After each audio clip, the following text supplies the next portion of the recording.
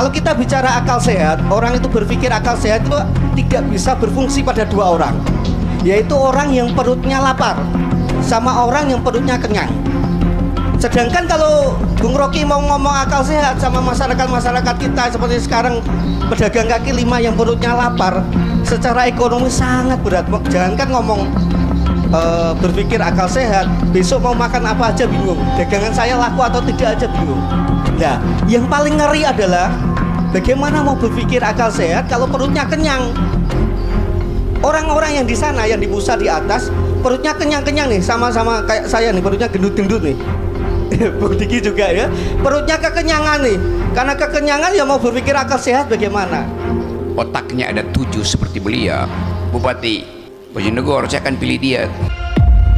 Yang saya mau tanyakan, demokrasi itu apakah sebuah alat ataukah tujuan? Artinya begini, kalau memang demokrasi itu adalah sebuah alat untuk mencapai tujuan kita bernegara dan berbangsa, apakah ada alat lain yang lebih baik daripada demokrasi? Karena kita melihat pada akhir-akhir ini ya, terkait dengan pilkada serentak ini, baik di tingkat provinsi maupun di tingkat kabupaten, sepertinya jangankan bicara tentang etikabilitas atau mungkin elektabilitas, itu sudah tidak penting lagi dalam sekarang ini, karena ada koalisi gemuk, koalisi besar yang sangat luar biasa, sehingga sekarang lebih penting adalah konektivitas. Dan yang menjadi kegambangan saya adalah apabila di pemilihan serentak 2024, apabila si gemuk ini menang sampai 90%, kemungkinan di tahun 2029 akan terjadi apa? Monyet dikasih peci, didukung si gemuk, bareng-bareng menang. Jadi sudah tidak perlu manusia lagi yang jadi pemimpin.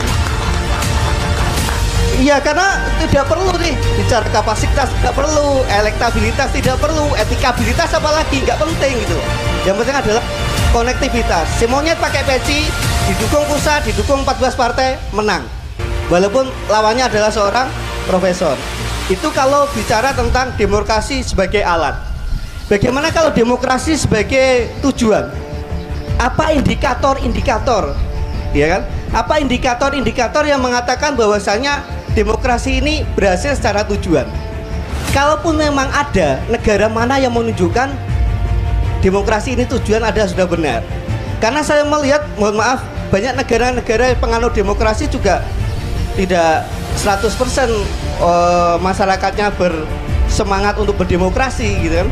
Karena kenapa, Bung Rocky, kalau kita bicara akal sehat, orang itu berpikir akal sehat itu tidak bisa berfungsi pada dua orang, yaitu orang yang perutnya lapar sama orang yang perutnya kenyang.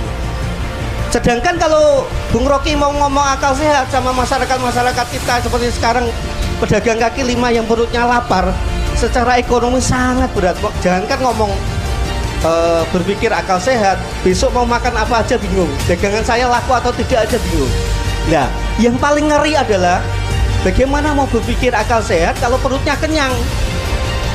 Orang-orang yang di sana, yang di pusat di atas, perutnya kenyang-kenyang nih, sama-sama kayak saya nih, perutnya gendut-gendut nih.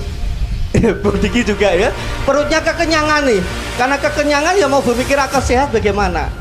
Ya, karena proses berpikir, perut tidak boleh lapar, perut tidak boleh kenyang gitu kan. Nah, sedangkan saat ini dengan negara mengalami deflasi, penurunan daya beli dan harga gitu kan, pemerintah selama 3 bulan ini tidak ada sebuah touch atau sebuah sentuhan apapun untuk menggerakkan ekonomi. Bahkan mereka seakan-akan cuek aja. Biarlah masyarakat ini mandiri, biarkan masyarakat ini, warganya ini sehat-sehat sendiri, waras-waras sendiri kan gitu. Nah, dengan susunan kabinet yang kemarin, Bung Rocky yakin nggak? Karena saya yakin struktur dari pemerintahan kabinet di bidang ekonomi hampir sama, tidak ada perubahan yang signifikan. Kira-kira 6 bulan atau 3 bulan ini ekonomi bangsa tekan dengan perut yang lapar, sehingga akal sehat bisa berjalan lagi. Yakin nggak ada perubahan? Terima kasih Bung Rocky. Ini bukan pedagang kaki lima ini pasti. Ya. Ini bukan pedagang. Mau langsung Prof? Langsung aja. Bentar Mbak, biar langsung dijawab dulu ya. Oke, soal demokrasi, Kalau semua pedagang kaki lima otaknya ada 7 seperti beliau, dan masih ada kesempatan untuk calon Bupati Bojonegoro, saya akan pilih dia. Bapak itu, dia mengerti kaitan makro mikro, dia mengerti psikologi politik, dia mengerti bagaimana menumbuhkan harapan dengan kondisi deflasi, tuan. Jadi Anda bayangkan kemampuan kita untuk berpikir tersedia sebetulnya. Bahwa ada orang yang malas berpikir karena udah kenyang, sebaliknya ada orang yang tidak mampu lagi berpikir karena terlalu lapar. Itu yang kita sebut sebagai urusan publik. Kenapa dia tidak mampu berpikir? Ya karena dia kenyang. Kenapa dia kehilangan pikiran? Karena habis disogok. Karena itu fungsi dari kita untuk menerangkan bahwa demokrasi itu adalah pertengkaran pikiran. Demokrasi bukan alat, bukan tujuan, tapi suasana. Suasana untuk memungkinkan pikiran itu dipertengkarkan dalam suku akademis. Itu dasarnya. Jadi kalau orang bilang demokrasi adalah pemerintahan dari, oleh, dan untuk rakyat, itu biasa aja. Demokrasi adalah pemerintahan akal melalui pemerintahan orang. Itu demokrasi itu. Jadi di mana-mana dalam bentuk apapun, kalau ada pemerintahan akal, maka kita percaya persaingan akal itu akan menghentikan cawe-cawe money politics. Itu yang kita sebut sebagai idealnya. Saya mau capai ideal itu dan percaya bahwa kemampuan kita untuk memakai akal dasarnya dari awal kemerdekaan kita. Semua pemimpin awal kita itu pakai akal, nggak pakai amplop. Jadi kenapa kita pesimis bahwa akal nggak bisa dihidupkan lagi? Regain our past, protect our future dengan cara berpikir itu. Jadi Bapak tadi pedagang kaki lima membatalkan sendiri pesimisme dia tuh. Karena tadinya kita pesimis, tapi ya uraian Bapak sendiri membuktikan bahwa sebagai pedagang kaki lima, kakinya cuma 5 tapi otaknya 7 itu. Jadi otak akan mendahului kaki itu. Itu yang memungkinkan saya bisa bercakap-cakap dengan Bapak itu. Bagaimana kita percaya bahwa narasi seorang pedagang kaki lima jauh melampaui narasi seorang wakil presiden hari ini. Poin itu yang mesti kita ingat. Jadi tidak perlu peduli dengan kabinet, pakai prinsip bahwa saya mandiri dalam berpikir. Dalam profesi apapun, kemampuan berpikir itu yang akan kita pertanggungjawabkan di akhirat nanti.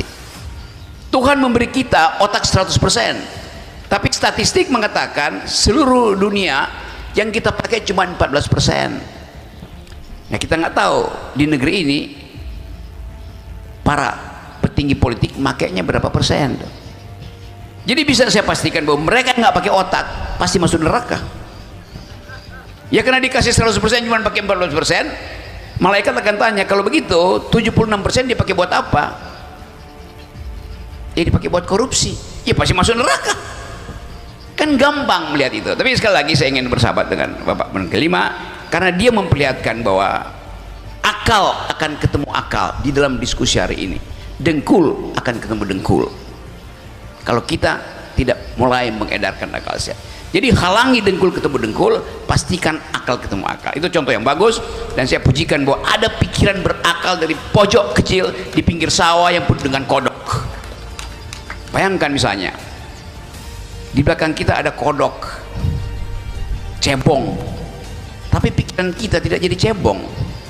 Sementara di istana guru besar, profesor, doktor, tapi cara berpikirnya lebih lemah dari cebong.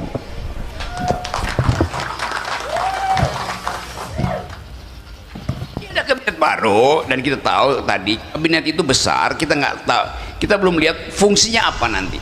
Problem kita di Indonesia cuma 3. Satu adalah soal ketersediaan energi, 2 adalah daya dukung pangan kita, 3 adalah soal pertahanan. 3 ini kita lihat kapasitas di dalam kabinet itu siapa aja tuh. Kan semuanya fokus pada 3 ini aja kan. Kan mestinya kalau Pak Prabowo tanya teman-teman di Bojonegoro misalnya, kabinetnya bentuknya apa ya? 3 menteri aja. 1 menteri pangan, 1 menteri pertahanan, 1 menteri energi, selesai.